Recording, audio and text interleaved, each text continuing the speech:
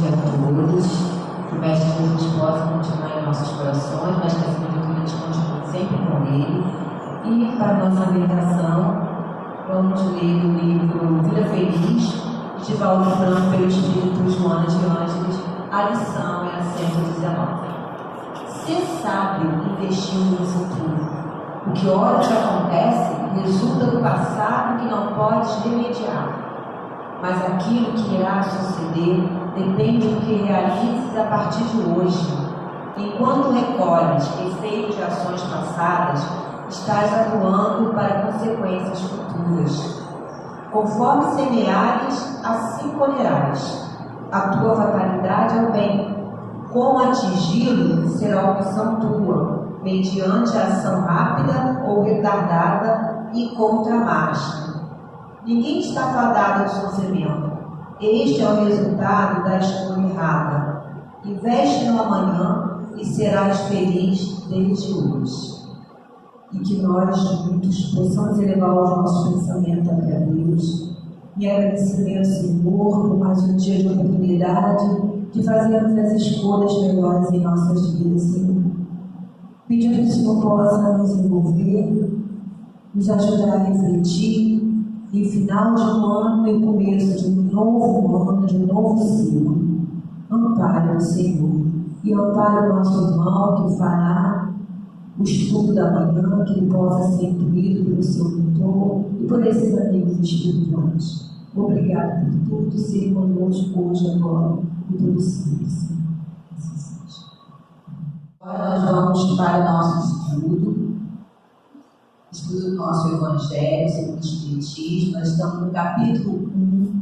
O título do nosso capítulo: Não vim destruir a lei, Instruções dos Espíritos, item 9, a nova era, primeira parte, com o nosso irmão, trabalhador aqui no céu, Alexandre Machado.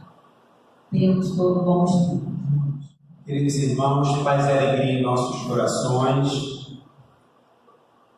Dando continuidade ao estudo do Evangelho segundo o Espiritismo de Allan Kardec, já tradicional às quintas-feiras de manhã, aqui na nossa casa.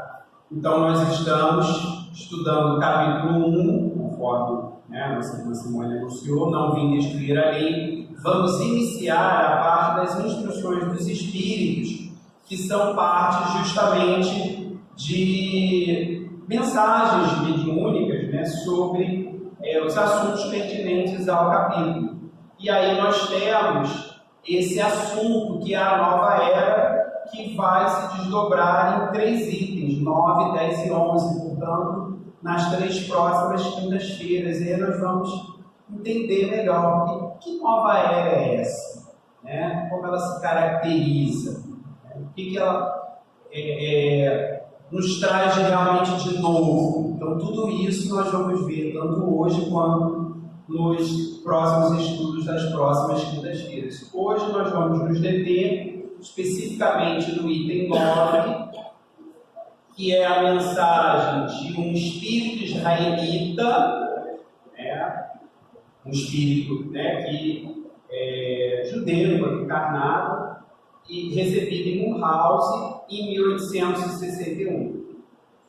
E aí, esse espírito, ele inicia da seguinte forma: a nova era, item 9. Deus é único e Moisés é o espírito que ele, Deus, enviou em missão para torná-lo conhecido não só dos hebreus, como também dos povos pagãos, aqueles povos politeístas que acreditavam em vários deuses.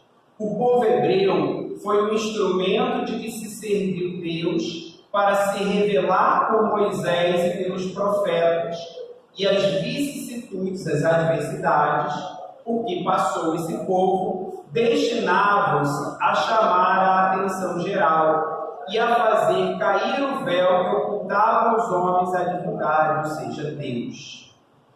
Então nós vemos aqui nesse primeiro parágrafo, esse espírito, esse irmão que assina essa mensagem, nos lembrando que a época lá de Moisés, enfim, os hebreus, eles eram, por assim dizer, trazendo uma imagem figurada, uma ilha de monoteísmo cercada por um mar de politeísmo, porque eram os únicos povos que acreditavam no Deus único e que estavam cercados e acabavam, né, vivendo com vários outros povos que eram pagãos, que eram politeístas, ou seja, que acreditavam, né, em vários deuses, cultuavam em vários deuses, como, por exemplo, os egípcios, né, dos quais eles foram escravizados por muito tempo, os gregos, os romanos e vários outros povos que havia na época. E nós vemos aqui nesse trecho que o povo hebreu, ele acabou servindo como um grande exemplo de fé em Deus, porque apesar de passarem por tantas adversidades, tribulações, provações, e a gente vê a própria questão da escravidão lá no Egito, né, em torno de 400 anos, como uma dessas grandes, né, tribulações, mas sempre com resignação, sempre com fé em Deus, a fidelidade a Deus, né, realmente perseverando ali, se colocando acima de todas aquelas dificuldades. Então, um exemplo, à época, né, para vários outros povos, e um exemplo para todos nós até hoje. Né? Como é que anda a nossa fé? Como é que está a nossa resignação diante das dificuldades? Só para nós refletirmos. E nós vemos que Moisés, ele recebeu um chamado divino, né, para cumprir uma missão, né, uma grandiosa missão, de liderar o povo hebreu, primeiramente libertando-os daquela escravidão lá de 400 anos do Egito e conduzindo-os, liderando-os na sua caminhada rumo a Canaã, a terra prometida. E ao longo disso, deixando ensinamentos, lições importantes, e aí a gente vai conversar sobre isso melhor ao longo da mensagem, do estudo de hoje. Os mandamentos de Deus, dados por intermédio de Moisés, contém o germe, ou seja, a semente, da mais ampla moral cristã. Os comentários da Bíblia, porém, restringiam-lhe, quer dizer, limitavam-lhe o sentido, porque praticaram toda a sua pureza, não a teriam então compreendido. Mas nem por isso os 10 mandamentos de Deus deixavam de ser como frontispício brilhante. Frontispício pode ser tanto a fachada principal, a frente de um edifício, quanto a página inicial de um livro. Então, dessa ideia de entrada, de início, de algo que vem iniciando alguma coisa que virá depois em seguida. Qual farol destinado a clarear a estrada que a humanidade tinha de percorrer. Então, nós temos aí o Decálogo, que foi recebido por Moisés lá no Monte Sinai, através de um fenômeno mediúnico chamado pneumatografia ou escrita direta, que Moisés era um grande médium, várias faculdades mediúnicas, e nós identificamos no Decálogo, nos 10 mandamentos, a primeira revelação divina, a primeira revelação das leis de Deus, chamado de 10 mandamentos das leis de Deus, ou também chamado Decálogo, tábuas da lei, é tudo a mesma coisa. E nós tivemos a oportunidade aqui de estudar o Decálogo no início deste capítulo, quando se falou sobre Moisés lá no item 2, mas nós gostaríamos de, breve e resumidamente, retomar para relembrarmos quais eram aí esses 10 mandamentos contidos lá no Decálogo. 1. Eu sou o Senhor vosso Deus. Eu sou o Senhor vosso Deus. Não tereis diante de mim outros deuses estrangeiros. não os adorareis e não lhes prestareis culto soberano. Então, amar a Deus acima de todas as coisas, né? A questão do culto do coração, do culto interior e não o exterior. 2. Não pronunciareis em vão o nome do Senhor vosso Deus. Quantas vezes se faz isso, né? Utilizar o nome de Deus à toa, ou utilizar o nome de Deus para coisas que são contrárias às suas leis, como guerras e tantas outras atrocidades. 3. Lembrai-vos de santificar o dia de sábado. E aí nós não ficamos presos ao sábado em si, mas sim de dedicarmos algo do nosso tempo para Deus, para a prática religiosa, para as coisas espirituais, para a prática do bem. 4. Honrai a vosso pai e a vossa mãe. E é não apenas o respeito aos pais, mas o cuidado, a dedicação, o amor a eles. Poderíamos ampliar a família de um modo geral. 5. Não mateis. E aqui não é só não matar no sentido físico, de tirar a vida de alguém, mas também não matar esperanças, sonhos, o tempo de alguém e tantas outras coisas que às vezes a gente mata. 6. Não cometais adultério, que não se restringe apenas à questão da infidelidade conjugal, porque adulterar significa falsificar. Então, quando, por exemplo, se mistura água no leite e vende lá para render mais e vender melhor, como se fazia muito antigamente, quando você mistura determinado pó em algo que já tem essa consistência para aumentar a quantidade daquilo, mas deixando de ter a sua pureza, tudo isso é adulterar. E aí estamos cometendo adultério. Falsificamos um documento, por exemplo, eu já não sou mais estudante, mas aí tiro uma carteira de estudante falsa para poder pagar a minha entrada em algum lugar. Estou adulterando, estou infringindo, violando esse 6º mandamento. 7. Não roubeis. E aí, assim como não matar, o não roubar também não é só no sentido literal de se apropriar indevidamente de algo que pertence, algo material que pertence a outra pessoa, mas também não roubar o tempo, as ideias, os sonhos e tantas outras coisas, né, de outras pessoas. 8. Não presteis testemunho falso contra o vosso próximo. E aí, como é atual esse mandamento em tempos de fake news? Quando a gente espalha fake news, nós estamos violando esse mandamento.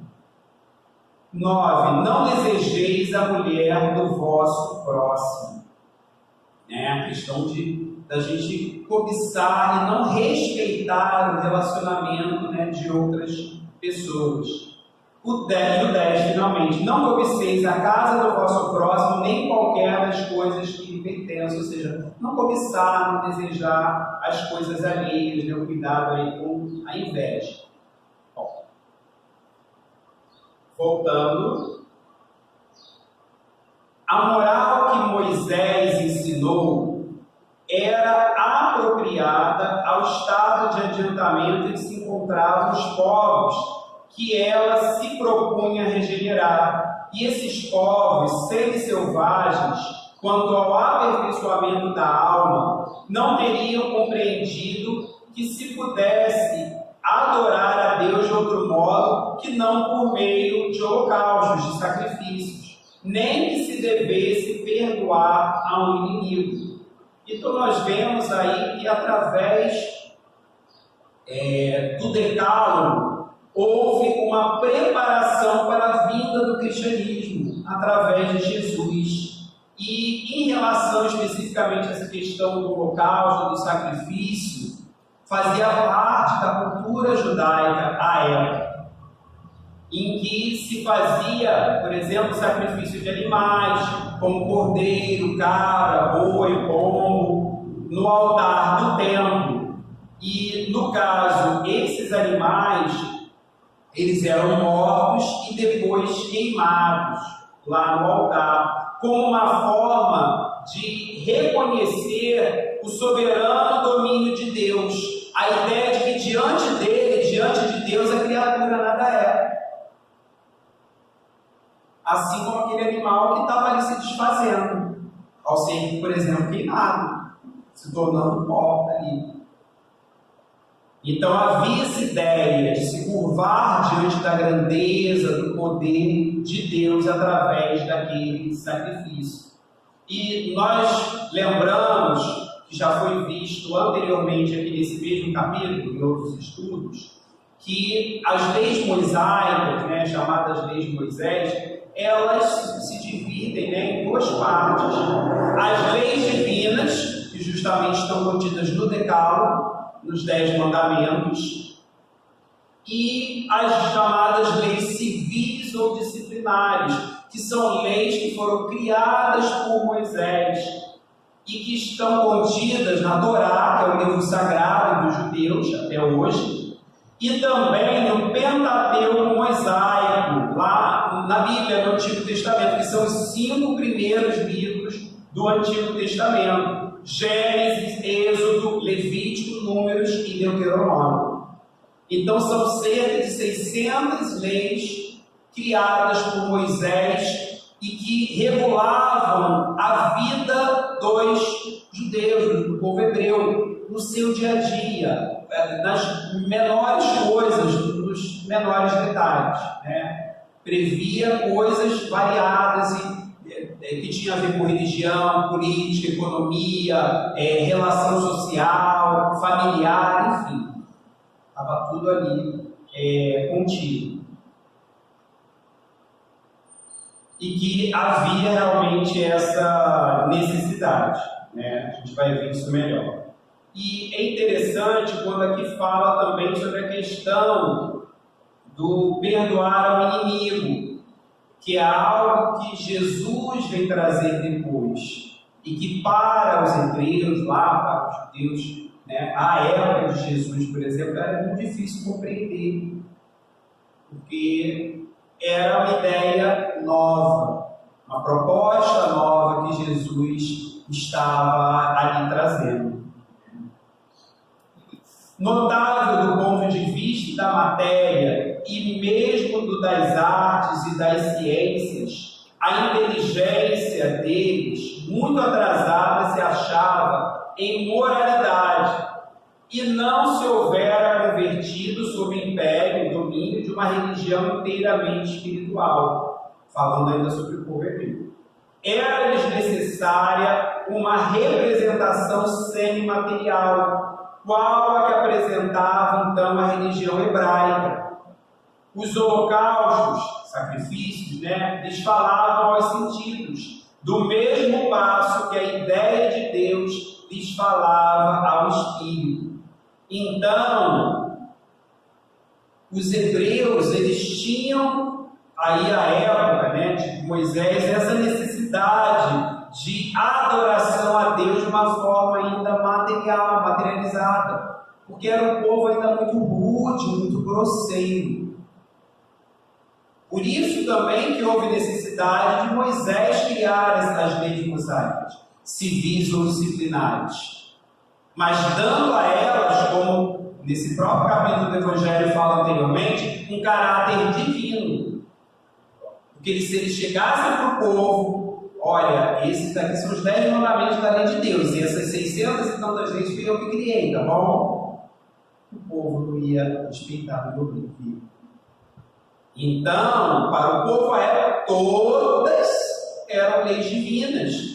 E havia necessidade de que assim fosse, para que fossem realmente respeitadas e cumpridas. E eram leis que realmente se faziam necessárias à época. Muitas das quais até por uma questão de saúde, de higiene. Para tentar que houvesse, por exemplo, um mínimo de higiene. Como a questão da circuncisão, que até hoje é uma prática judaica, hoje em dia muito realmente por questões religiosas, mas que à época, por questões higiênicas mesmo. Né? E nós vemos que o monoteísmo, apesar dessa adoração material que ainda caracterizava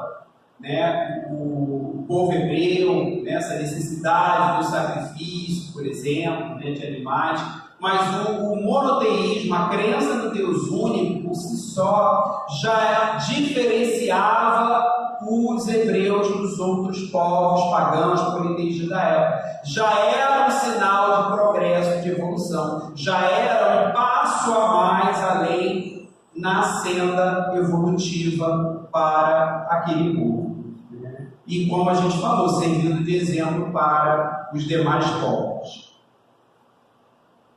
O Cristo foi o iniciador da mais pura, da mais sublime moral, da moral evangélico-cristã, que há de renovar o mundo, aproximar os homens e torná-los irmãos, que há de fazer brotar de todos os corações a caridade e o amor do próximo, e estabelecer entre os humanos uma solidariedade comum, de uma perfeita moral, enfim, que há de transformar a terra, tornando a morada de espíritos superiores aos que hoje a habitam.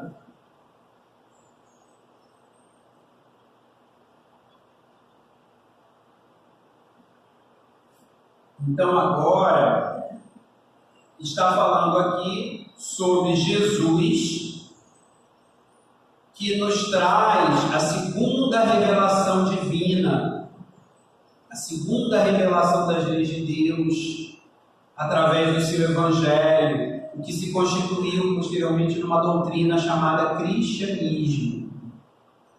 E como nós vemos aqui nesse parágrafo, Jesus, ele foi um grande revolucionário, não no sentido comum que se dá aí nesse termo revolucionário, porque Jesus, ele foi o líder de uma revolução moral. Ele foi um grande revolucionário, sim, mas revolucionário da paz e do amor. Porque a proposta da sua doutrina, da doutrina cristã, do seu evangelho, era promover uma revolução de dentro para fora, diferente da maioria das revoluções que a gente vê por aí, que é de fora para dentro, que é algo exterior. Não. A proposta do evangelho de Jesus é de uma revolução interior. É eu me renovar intimamente e, a partir disso, colaborar com a renovação social, com a mudança da sociedade que eu vivo, ajudando a construir um mundo melhor. Tanto que ele deixou para o povo à época e para todos nós, para toda a humanidade, um convite para cooperarmos, sermos seus colaboradores na implantação do reino de Deus na terra, mas partindo da nossa autotransformação, da nossa auto-renovação moral. Então era uma proposta totalmente diferenciada de outras revoluções revolucionárias que vieram antes e depois dele.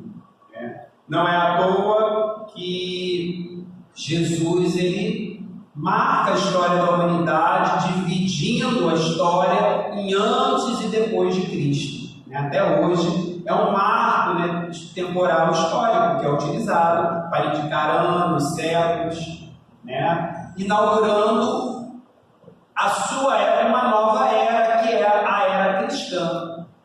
A humanidade deixa de viver a era pagã para viver a era cristã. Continuando, é a lei do progresso a que a natureza está submetida, que se cumpre, e o Espiritismo é a alavanca de que Deus se utiliza para fazer que a humanidade avance.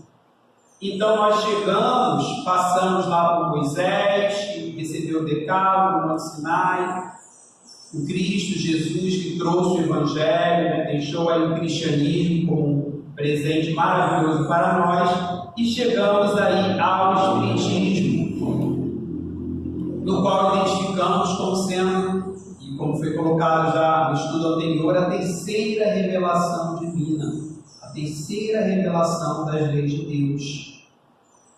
E, como coloca aqui esse trecho, uma grande alavanca de progresso para a humanidade, um instrumento de progresso maravilhoso para a humanidade, vindo colaborar na inauguração de uma nova era para a humanidade, daí o título, né, desse item, a nova era, que é a era do Espírito, a era do Espírito.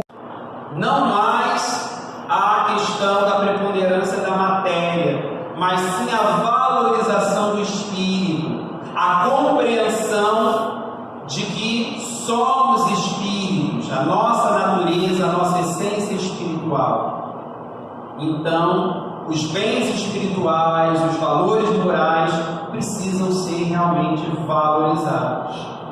E quando nós estávamos nos debruçando sobre esse trecho, nós nos lembramos de uma questão de O Livro dos Espíritos, também de Allan Kardec, que vem a complementar essa contribuição do Espiritismo para o progresso da humanidade.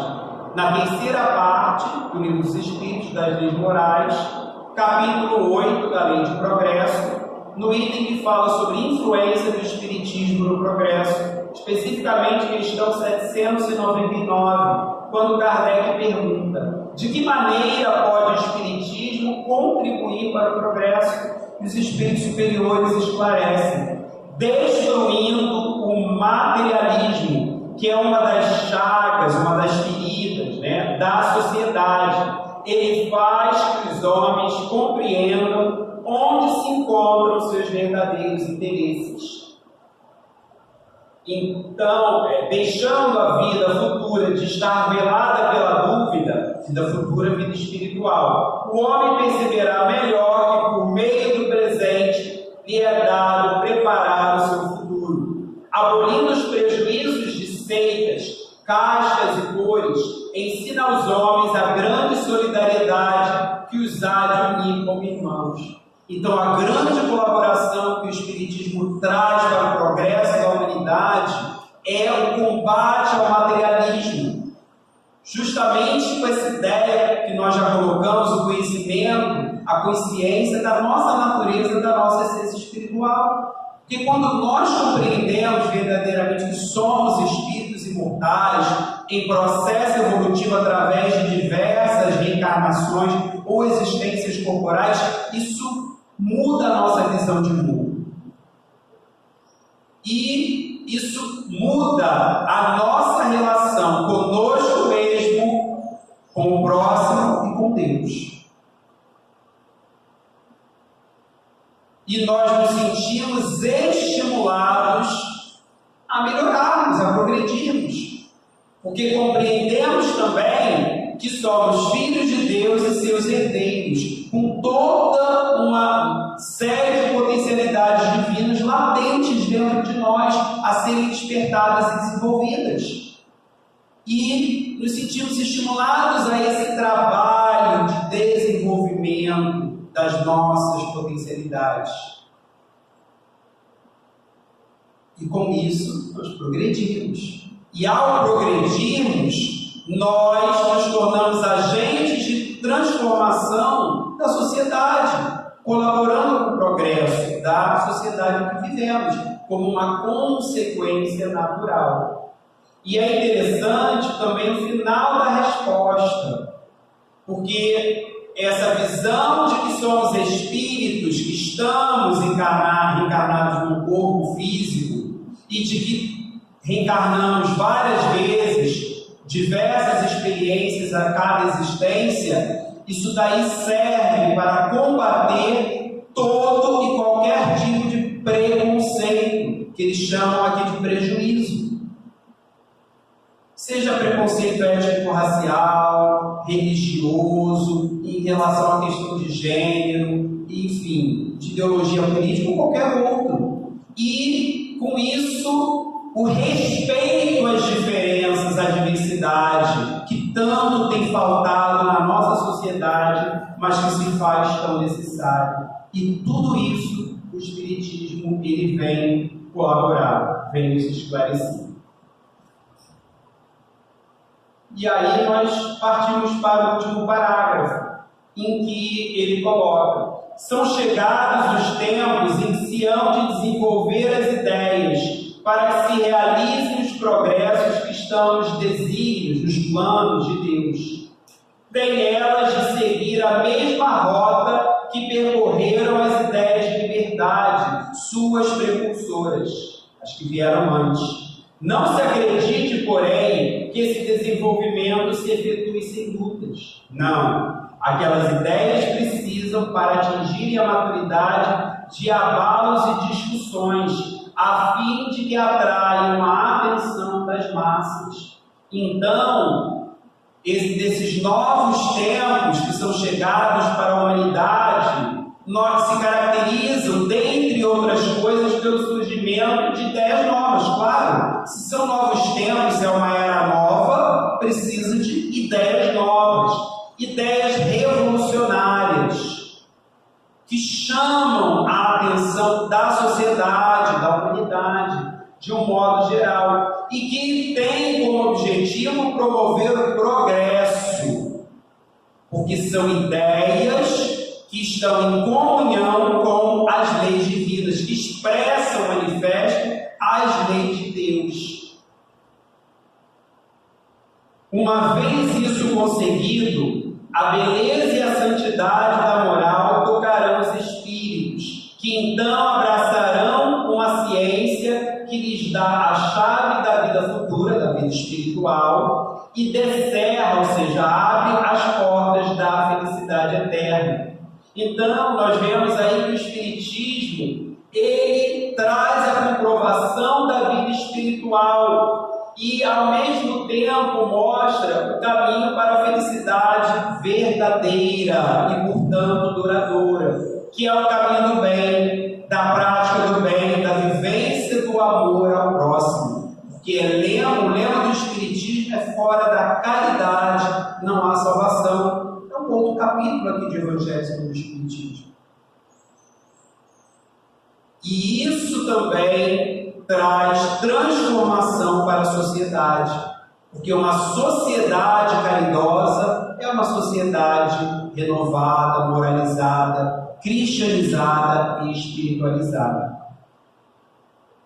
E esse espírito israelita encerra a sua mensagem dizendo: Moisés abriu o caminho, Jesus continuou a obra, o Espiritismo a concluirá, perpassando pelas 3 revelações divinas ou das leis de Deus. A primeira, através de Moisés, nos trazendo o decálogo dos 10 mandamentos. A segunda, através de Jesus, nos trazendo o seu evangelho de amor. E a terceira, o Espiritismo, que vem concluir a obra de regeneração da humanidade a partir da nossa própria regeneração, da nossa reforma íntima, da nossa transformação moral. E nós nos lembramos de uma frase de Emmanuel, do Espírito Emmanuel, que diz: Jesus a porta, Kardec a chave, nos mostrando que através do Espiritismo nós conseguimos compreender melhor e mais facilmente os ensinamentos de Jesus, e com isso podemos vivenciá-los, praticá-los de uma forma mais ampla, mais plena, podendo ter uma conduta genuinamente cristã, espírita cristã na sociedade em que nós vivemos. Porque, afinal de contas, como nos diz o espírito Joana de Ângeles, o espírita deve ser uma célula sadia no organismo canceroso da sociedade. Olha a nossa responsabilidade aí. E nós queremos encerrar nosso estudo de hoje, que terá sua continuidade na próxima quinta-feira, deixando como mensagem final a letra da música São Chegados os Tempos, da nossa irmã Clara Gomes, do Movimento Espírita de Petrópolis, que diz: já não há lugar onde a luz não possa alcançar. Já não há um coração que não carregue o germe do amor. Já podemos divisar, no final da estrada de luta e dor, os olhos calmos e serenos do Senhor. E são chegados os tempos. Não temos tempo a perder. Já foi lançada a semente e há tanta coisa a se fazer. Acolher corações, amar é nosso papel. Unificar as nações, erguer os olhos para o céu. Cada voz que cante a paz, cada mão que plante a caridade, cada um de nós se faz mensageiro da felicidade. Brilharemos sempre sim, indo ao encontro de Jesus, nessa caminhada de luz sem fim. E são chegados os tempos. Não temos tempo a perder. Já foi lançada a semente e há tanta coisa a se fazer. Acolher corações, amar é nosso papel. Unificar as nações, erguer os olhos para o céu. Erguer os olhos para o céu. Muita paz. Agradecemos o nosso irmão pela mensagem da manhã, tão esclarecedora, consoladora. Senhor, aqui estamos reunidos, Senhor. Mais uma vez agradecer pela sua misericórdia nos envolver em cada momento. Mas pedimos, amor, que essas energias bifazejas que vêm do laboratório divino possam, em gotículas suaves e amáveis, cair em nossos corações, penetrar no nosso corpo, célula a célula, membro a membro, envolvendo, Senhor, em fluidos de paz, de equilíbrio, de saúde espiritual e de saúde física.